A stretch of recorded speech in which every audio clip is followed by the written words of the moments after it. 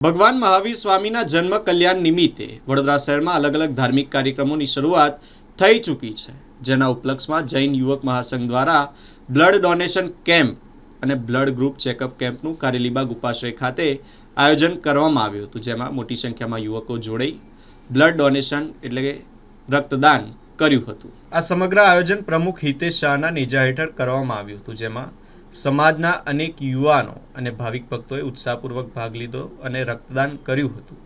આ પ્રસંગે મનન પટવાએ જણાવ્યું હતું કે ગયા રવિવારે માજલપુર સ્થિત ઇન્દ્ર આરાધના ભવન ખાતે પણ એક આવા જ કેમ્પનું આયોજન કરવામાં આવ્યું હતું।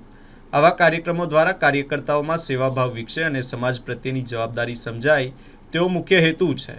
પ્રમુખ હિતેશ શાહે વધુ માહિતી આપતા જણાવ્યું હતું કે મહાવીર જન્મ કલ્યાણ નિમિત્તે 30 માર્ચે અહિંસા રેલી અને 31 માર્ચે ભક્તિ સંધ્યાનો વિશાળ કાર્યક્રમ યોજાશે।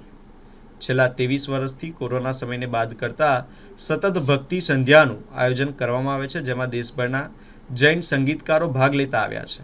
આ ઉપરાંત મહાવીર જન્મ કલ્યાણના પાવન અવસરે વડોદરાના વિવિધ વિસ્તારોમાં લાખો બુંદીના લાડુ વહેંચી શહેરીજનોનું મોઢું મીઠું કરાવવામાં આવશે। શું આયોજન કરવામાં આવ્યું છે? કઈ જગ્યાએ આયોજન કરેલું છે? શું કહેશો?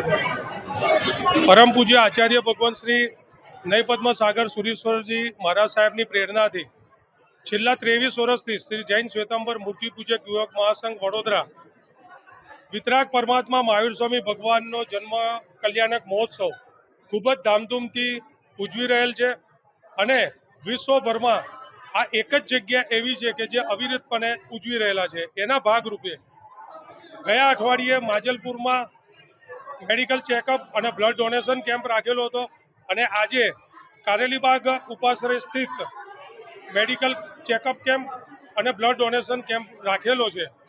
ત્યારબાદ 30મી તારીખે સાંજે નવલખી કમ્પાઉન્ડથી અહિંસા રેલીનું આયોજન કરેલું છે અને બીજે દિવસે એટલે કે 31મી તારીખે જન્મ કલ્યાણકના દિવસે સવારે શાસન પ્રભાવના રૂપી લાખો બુંદીના લાડુથી વડોદરાના શહેરીજનોનું મોં મીઠું કરવામાં આવશે અને સાંજે અનન્ય ભક્તિ સંધ્યાનું પણ આયોજન કરેલું છે, જેમાંથી ભારતભરના સંગીતકારો પધારશે અને ઉત્તમભાઈ ચેડા પણ પધારશે અને સાથે સાથે વિતરાગ પરમાત્મા મહાવીર સ્વામી ભગવાનનો ખૂબ સુંદર રીતે જન્મ કરવામાં આવશે, પારણીય ઝુલાવવામાં આવશે, હજારો દીવડાની આવતી કરવામાં આવશે।